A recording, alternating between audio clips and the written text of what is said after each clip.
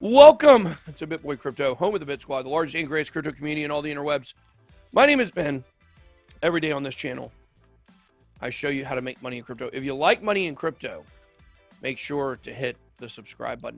So from Positive Possum, will ADA skyrocket after their event this weekend? That was a super chat on YouTube. Doesn't Possum start with an O? I do believe the price will go up. I don't know if it will skyrocket. If the price of Bitcoin is going down, if it's getting crushed, if it gets under 40,000, then no, Cardano is not going to, move up. If Bitcoin can stabilize today, and the interesting thing is the Bitcoin drop today has nothing to do with the futures contracts. All this recycled Chinese FUD story. So because of that, I don't know if we're going to see another big drop. Maybe this is it for the day, and maybe we can stabilize and start climbing back up, get back up to 42, 43, maybe 44 by the weekend. And if that's the case, then we can see Cardano move up. It's only down 1%. Everything else is down about 8 to 10% today.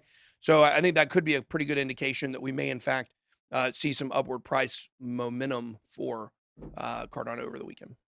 All right. From Crypto Maniac Sage, will ETH continue to be the #1 crypto for NFTs?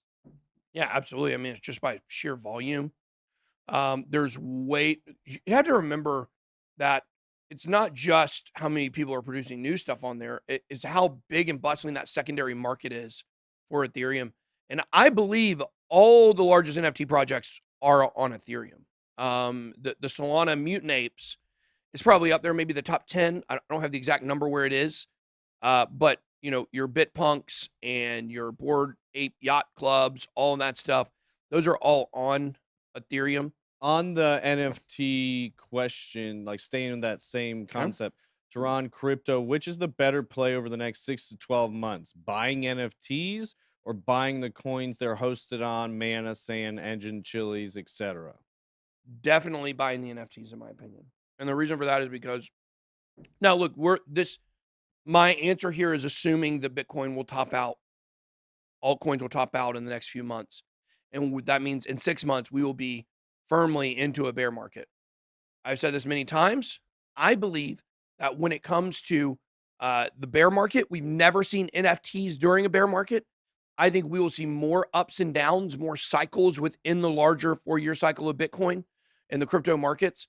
So for that reason, I think you've got a better chance, with NFTs than the actual coins. Long term, like if you were to skip over the bear market, which wouldn't make sense because it'd make more sense to accumulate them in the bear market. But those coins are all going to do very well also. But in the next 1 to 2 years, I'd say the NFTs themselves. From Corey Harden, after you cash out 80% of your crypto at the top, at what point do you start DCAing back in? I'm going to say 8 to 10 months. The average bear market lasts about almost exactly 12 months for Bitcoin. Longer for altcoins. Some altcoins make new lows, but Bitcoin, pretty much about 1 year is what you're looking at from the high to the low. So I would say about 8 to 10 months in would be pretty safe to cover you on the side leading into that. I certainly don't believe in a year-round, every year dollar cost average strategy.